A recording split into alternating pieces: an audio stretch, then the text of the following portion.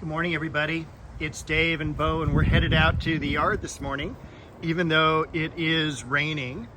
At least a light rain. We had some pretty heavy rain last couple of days, which has been like really our first rain in a couple of months.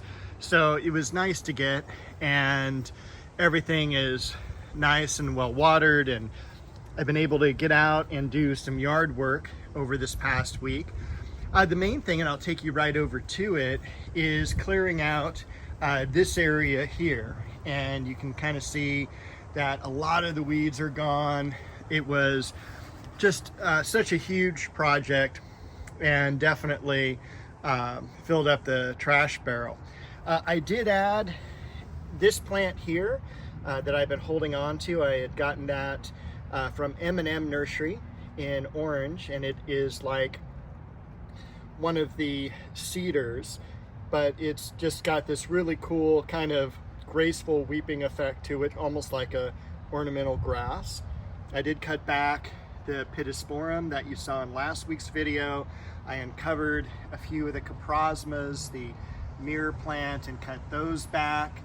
I did some pruning on some roses, uncovered the yew, which is one of the plants that I was hoping would have grown better. I'm really happy it survived because it's not necessarily for our zone here in Southern California. I thought it would get a little bit burnt out in the summer, but we do have some new growth starting, so I am hoping with its second year that it will really take off. It was also in a 1-gallon container, and I think the roots may have been a little bit root bound, and I probably should have scored the roots so that they would branch out a little bit easier.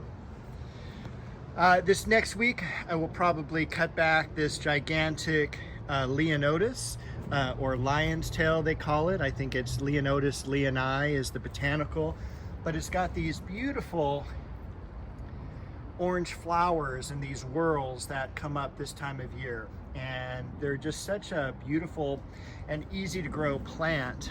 There are a couple different varieties on the market, one with a lighter flower and one with a very small foliage as well. I went ahead and cut back this group of bearded iris. Now, bearded iris are normally supposed to be cut back in August. That is the best time to do that. It's the best time to dig them up and transplant them. But iris are so hardy. This is one of the plants that can be grown in all the different zones without any problems. So as well with that, they can really be moved and cut back at any time. I would probably not do it during the springtime, but definitely right now is totally okay to do. I also uncovered one of the last plants I planted last year, one of the dwarf conifers, but hopefully that'll come out of it. It's just been shaded too much, and that's why also the leaves are so light on the bearded iris. Normally they're a much darker foliage, like this over here. These have gotten sun the entire time, and the others have just been, as you saw in previous videos, covered in weeds. We'll take a look at this bed here. I did cut back the apricot tree, and one of the things you do want to do to help guide the growth is, and hopefully this will focus in, is this is a bud right here above my thumb. And the bud is the direction, the top one is the direction that the plant is going to take. So you can kind of see that this one is pointed out toward us, this one is pointed out toward the yard, and this is the way that I wanted the plant to grow. So as you're pruning your fruit trees back, and this will be kind of like my tip of the day, for general fruit trees, if you've never had fruit trees before, you don't know how to prune them, there's a couple basic things that you're gonna do. First, you wanna cut out any crossing branches that are within the tree. Then you wanna cut the plant back by about 1/3. And that, you can go a little bit more, you can go a little bit less, that is okay. But the idea is that you wanna bulk up this area here, because this is what's gonna flower, what's gonna give you your fruit. There's more energy, there's more carbohydrates back there for the plant, and that's why you're pruning it back. Very few fruit and flowers are going to be produced on the very early new growth. It's not going to be able to support it. So you want to build up that really good infrastructure. And the apricot I got last year, so this is a year in the ground now. Hopefully it'll give me some fruit this year, but generally the third year is what I'm looking at in terms of fruit. So come on, Bo, let's go to the next plant. You can see the beautiful elephantine. You can probably hear Bo as well. The Lindaria in the back. All of this is growing really nicely so far, and especially with this rain, I'm really happy with the soaking that this bed is going to get. The beautiful Japanese maple, red dragon. Starting to rain a little bit more now. I'll be working on cutting back these roses too as well this coming week. There's not really a whole lot of weeds to pull over here. A little bit of nut grass or nut sedge, and you can kind of see that. That's what this weed is down here. It is a horrible weed. Always try to get that out before it starts spreading through its kind of underground runners, and when you pull it up, there does look like a little seed attached to it. That's why they call it nut grass. And it is just, it's just, once you have it, it is horrific. So the beautiful Corsican mint down there still holding its own. Even the Bacopa back here is doing really nice. And we're finally getting some cold weather enough to where the apple tree is beginning to drop its leaves. So that'll be pruned back in the next couple of weeks, probably right after the first of the year. We've got Perfect Moment right here. Rio Samba, and even look at that, almost pure yellow for Rio Samba over here. And Bo does not like being in the rain, so she's gonna head back in. Tiffany Rose, and back in the back, Tournament of Roses.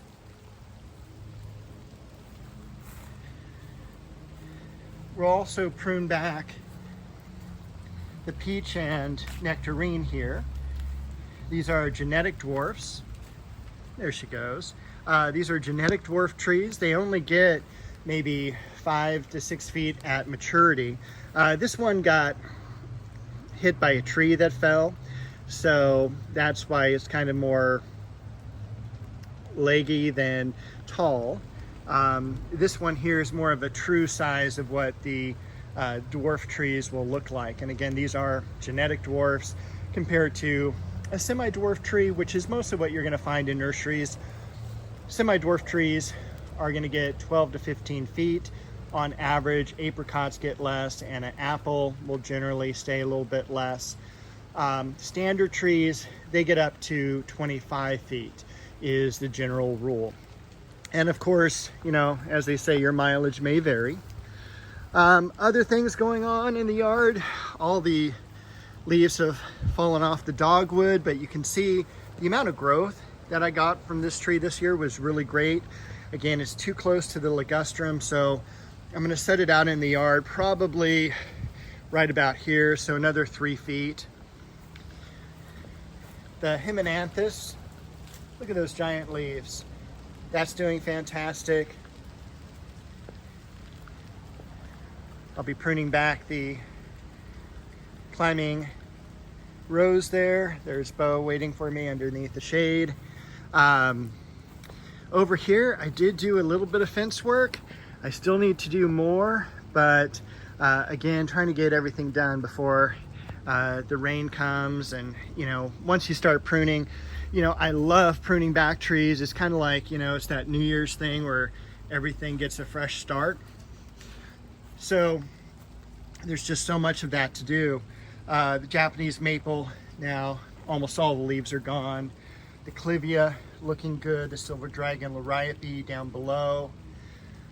And you can kind of see I threw in that 4x4 there and a 2x4 cross beam. I'll still do one at the bottom, but ran out of wood. So once I put that in, probably going to be painting the fence black, and that'll really kind of set off the plants in front of it.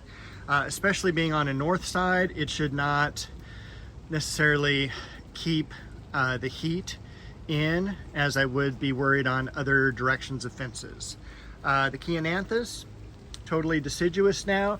I will go through and do some pruning just to make sure that it's a little bit more airy and that I'm pushing that new growth up, because next year will be the second year for this. I planted it in May last year, and so I'm expecting a lot more growth. And again, this is something I want to kind of use this to block the electrical pole as well as the neighbors, although they are wonderful people. That heliotrope still blooming. Another bloom on the osteo there. Be pruning the tree roses. I'll probably do a little video on that one there, because it's a little bit more conducive to teaching on how to prune a rose, since it's obviously up above the ground. You'll prune tree roses too. If I don't shoot that video for a couple weeks. You think about this being the bud union. This is normally right above the ground. This has been budded onto a generally 3-foot stalk, and so you just treat it like this is the ground and you prune right above that. Dahlia looking beautiful. The ferns as well looking great. I did buy some new plants this week. What a surprise, right?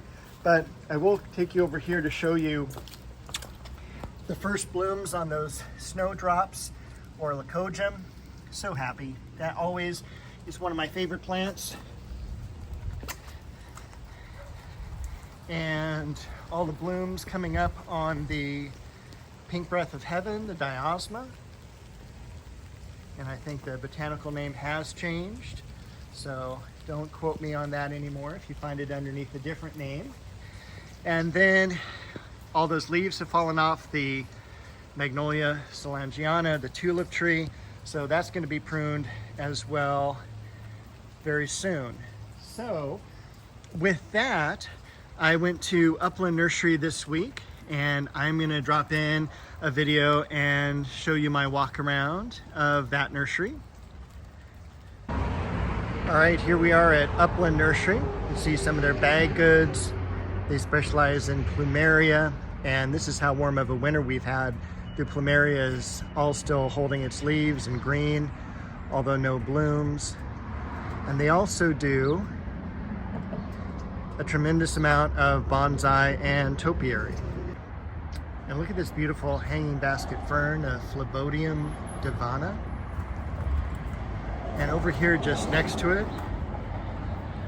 unnamed Hoya, but look at that beautiful flower. And once you're inside Upland Nursery, it's so beautiful. It is lush and green, and it goes back for what seems to be almost like a mile. It's kind of a narrow nursery in terms of left to right, but it is incredibly cool. Lots of different plants, things that you're not going to find at a lot of the big box stores. That's a beautiful heliotrope there. Different types of mirror plant. They do have a bonsai area as well.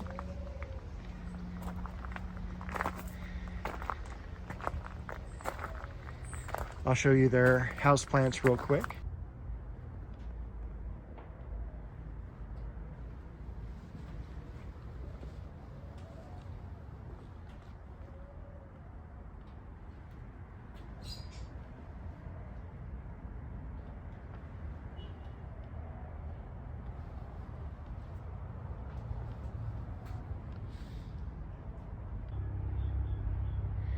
And their cactus section is one that I've seen very few collections that have been better.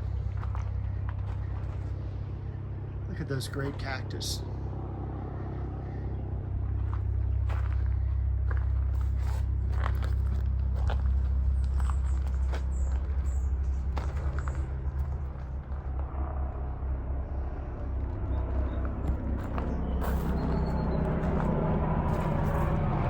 Now there is a nursery next door to this one as well, but it is more of a landscape supply company than more of a retailer, specialty dealer to the public.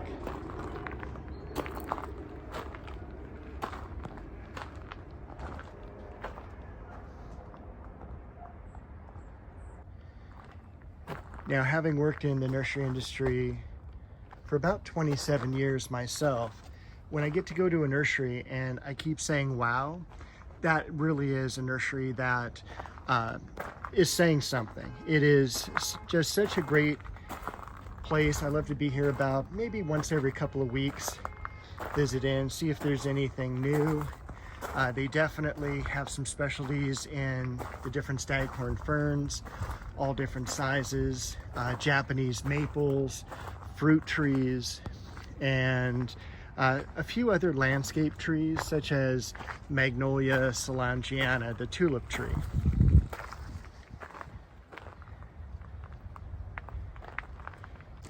And here's their collection of Japanese maples. Not a whole lot to see right now because they're dormant, or at least going dormant, but everything from the smaller 2-gallon containers on up to the 10 and 15-gallon containers, and even a couple box trees back here as well.